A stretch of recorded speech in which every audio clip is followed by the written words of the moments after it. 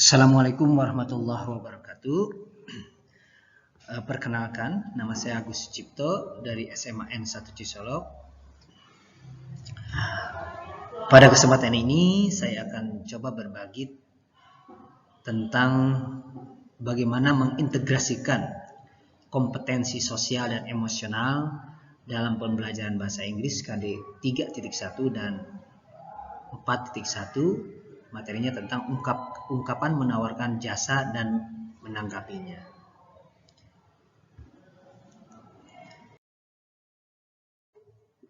Namun sebelumnya, Bapak Ibu, kita definisikan dulu apa itu pembelajaran sosial dan emosional. Pembelajaran sosial dan emosional atau kita kenal dengan PSE adalah pembelajaran yang dilakukan secara kolaboratif. Seluruh komunitas sekolah, proses kolaborasi ini memungkinkan anak dan pendidik dan tenaga kependidikan di sekolah memperoleh dan menerapkan pengetahuan, keterampilan dan sikap positif mengenai aspek sosial dan emosional aspek sosial dan emosional. Ada beberapa kutipan yang sangat berhubungan sekali dengan kompetensi sosial dan emosional ini. Di sini ada kutipan dari Aristoteles, ya.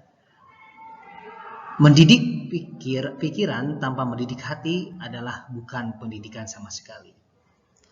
Berikutnya dari kutipan dari Paulo Freire. Dialog tidak dapat terjadi tanpa kerendahan hati. Mudah-mudahan ini menjadi inspirasi bagi kita untuk penerapan pembelajaran sosial dan emosional. Kenapa pembelajaran sosial dan emosional perlu dikuatkan kembali di kelas-kelas kita?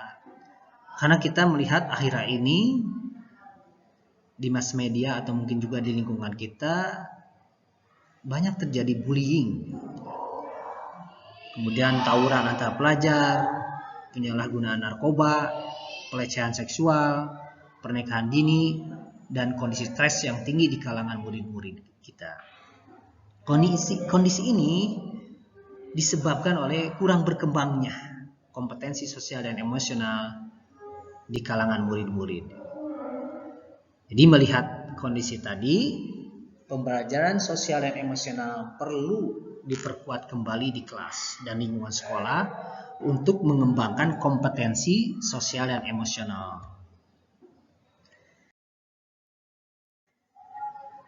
Apa saja Bapak Ibu 5 kompetensi sosial dan emosional itu, atau kita kenal dengan KSE? Itu pertama, kesadaran diri, manajemen diri, kesadaran sosial, keterampilan berelasi, dan pengambilan keputusan yang bertanggung jawab.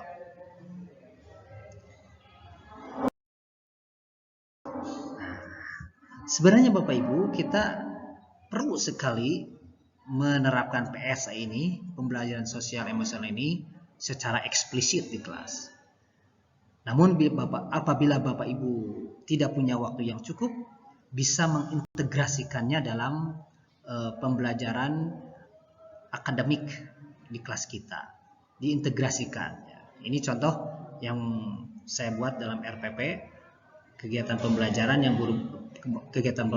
di kelas. Kebetulan materinya tentang mengungkapkan pertolongan dan menanggapinya.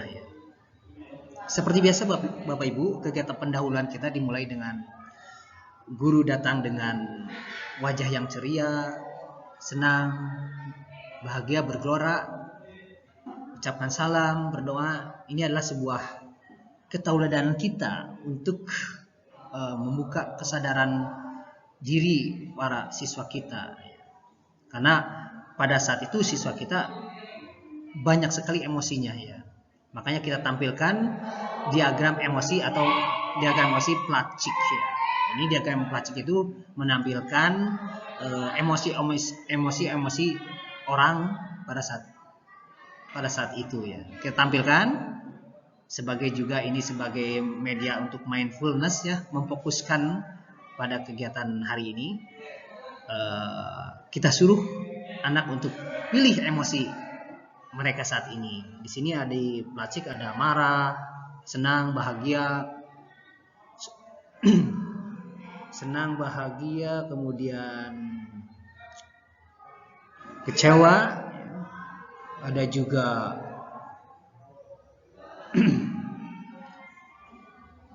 senang sekali ya di sini. Ini kegambaran emosi-emosi orang ya di dalam diagram roda emosi Placik ini. Nah, setelah itu siswa suruh milih, pasti anak ada yang kadang senang, bahagia, ada yang sedang bersemangat, tapi ada juga pasti yang sedang bersedih atau dalam kondisi yang tidak nyaman. Nah, di sini kita mencoba memberikan pendidikan kepada mereka tentang kesadaran diri dan bagaimana memanage dirinya. Ini dua kompetensi udah masuk di sini ya. Kesadaran diri dan manajemen diri. Yang sedih bagaimana mengatur diri kita untuk tidak berlanjut kesedihannya dengan mindfulness, misalnya tarik napas, berhenti, kemudian perhatikan lingkungan sekitar dan lanjutkan aktivitas. Itu insya Allah bisa membantu ya, mindfulness itu salah satunya kegiatannya. Selanjutnya setelah kita melaksanakan kegiatan ini, kita mulai ke apersepsi, hubungan materi yang akan kita ajarkan. Kita tampilkan gambar-gambar yang mengharukan atau membuat rasa iba dengan pertanyaan-pertanyaan contoh, how do you feel if you meet the man atau the woman or the people like that ya. What will you do to him and what would you say? Nah, ini adalah salah satu ungkapan-ungkapan pemantik ya, pemantik dalam kegiatan pendahuluan kita dan juga sebagai untuk membantu mengetahui kesiapan anak ya. Ini berhubungan dengan pembelajaran berdiferensiasi ya.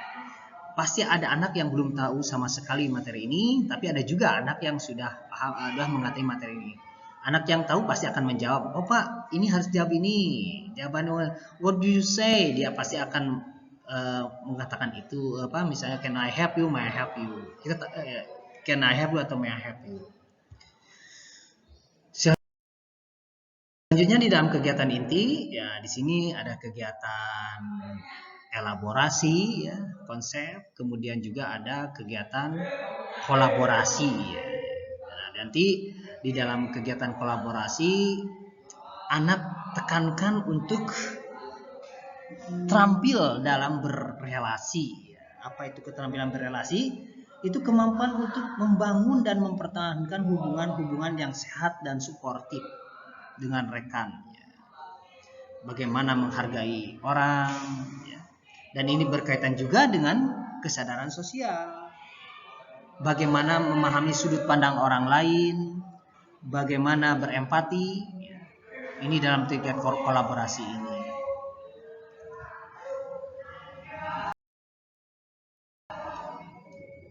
Kemudian juga di dalam kegiatan inti nanti akan ada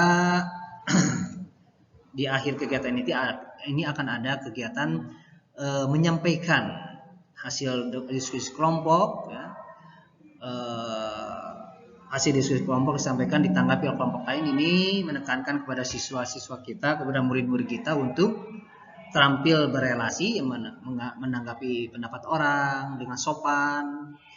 Kemudian juga ada kesadaran sosialnya di sini, ya, berempati.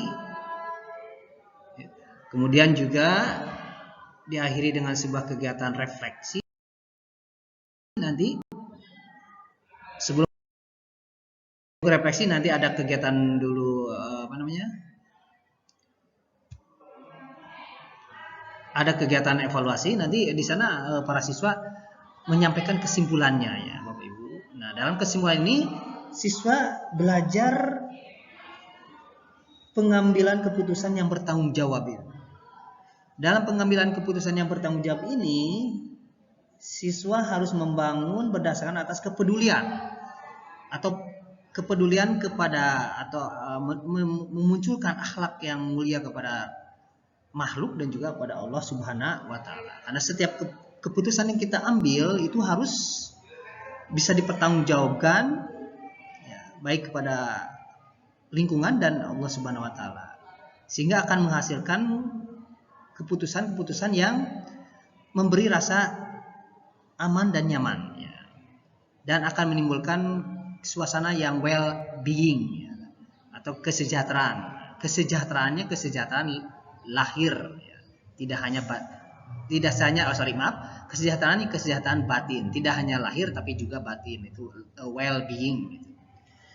Ini akan menimbulkan kebahagiaan, menanggulangi masalah-masalah tadi yang saya sampaikan. Urgensi kenapa PSE perlu diterapkan, harus diperkuat lagi. Sebenarnya udah diterapkan tapi diperkuat lagi, ditekankan lagi oleh kita di kelas dan juga di sekolah Bapak Ibu. Tidak hanya guru tapi juga tenaga kependidikannya harus mendukung kegiatan pembelajaran sosial dan emosional ini.